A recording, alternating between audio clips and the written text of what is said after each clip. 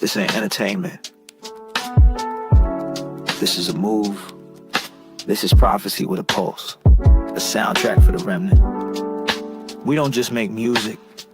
We speak fire from the corners of the city to the gates of the kingdom. From survival to revival, from chemo chairs to dry bones rising. Gorillaz Radio ain't just about beats. It's about power. Power to heal. Power to rise. Power to remember who we really are. We're street bred, spirit led, anointed with the oil of war and peace. We don't fold. We don't flinch. We go gangster on fear. We go holy on sickness. We go full of flames for the people of Yah.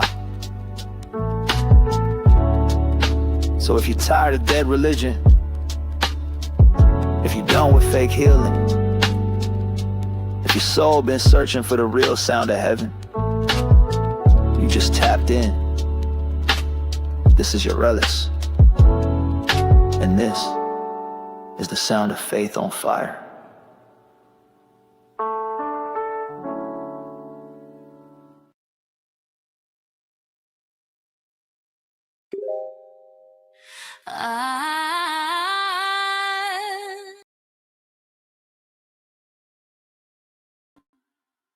Be not deceived, the serpent speaks smooth, but his tongue is deaf. The false Messiah rises with lying wonders, but my sheep know my voice.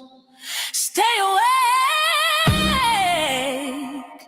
stay on watch, for the hour is dark, and the deceiver prowls like a roaring lion. Be not deceived, hold fast, hold tight. Stay in the word, walk in the light. The liar comes dressed in glory and fame, but his crown is death, destruction and shame. The dragon speaks, the nations bow, the false one claims, I am now. Signs and wonders, lightning flash, but all his works are smoke and ash. He whispers sweet, but his heart is lies. He blinds the fools, deceives the wise, but Yah's elect, you must not fall. For many are chosen, but few hear the call. Be not deceived, hold fast, hold tight. Stay in the word, walk in the light. The liar comes dressed in glory and fame, but his crown is death, destruction and shame. Wolves in sheep's clothes, prophets of gain, preach smooth words, but deny his name. They sell you hope, they sell you lies, but the wages of sin is death disguised. Do not chase signs, do not chase men. The kingdom is not with them. The narrow path, few find its way, but truth is life and lies decay. Stay away. Be not deceiver. Be not deceived. Be not deceiver. Watch and pray. Be not deceiver. Yes, me. Be not deceiver. Be not deceived. Be not deceiver. Be not deceived. Be not deceiver. Watch and pray. Be not deceiver. Yah is near. Be not deceived. Be not deceived. Hold fast. Hold tight. Walk in the light. The liar comes dressed in glory and fame, but his crown is death, destruction and shame.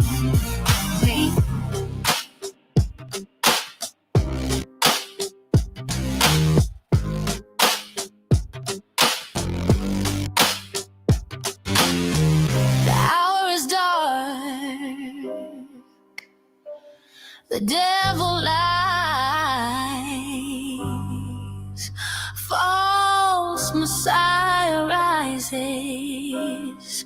but my elect shall stand.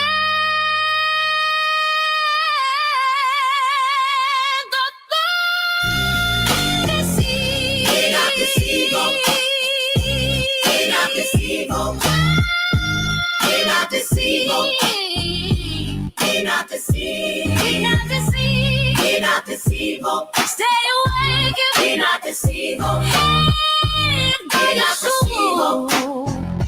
Be not deceived.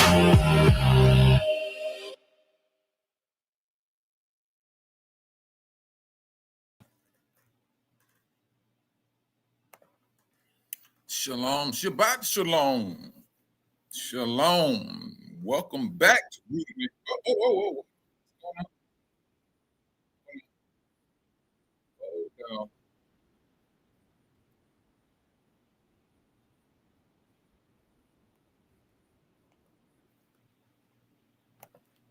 Didn't even know that track was going to come in like that.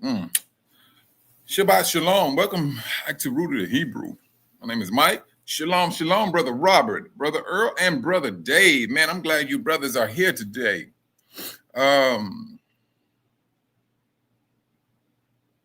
Truthfully, I wanted to speak upon this beast system, this digital ID. And brothers, I was going through some videos, listening to them, how they got this stuff, how it's really running in China. And I see the controlling mechanisms that they're using, and how out of all of the centuries, the time, the years, how this world been going towards that system. Things they got us accustomed to. And I use that word a lot, accustomed, because truthfully, we was tricked. We was tricked into going down this way. And I had to go into Revelation chapter 13. Shalom, shalom, Sister Anita Williams. I'm glad you made it in, sis. The way the system is going, it's going to force you to go into and really get into the book of the 13th chapter of Revelation. And you're starting to look at this beast. Then you're starting to understand their path, their method. And now, these are the things we should be talking about, because the Most High he does everything. This book is our book. This book is it's something that's based upon history and the future, the present and the future. But I ain't gonna say unfortunately, but where we are standing right now, we are in the present, right dab in the middle of a beast system. I have 1, 2, 3, 4 videos, all of them talking about this digital ID. And they explain how, like China, because everybody knows that China got the AI nearby, they got that AI on lock. Now the United States is trying to get their things together. They tell me they're going to, what did he say? They're going to spend, and I think this dude be calling out numbers on the top of his head. He said 500 billion that they was going to invest into AI technology. I'm like, but dadgum, you're a tad bit too late.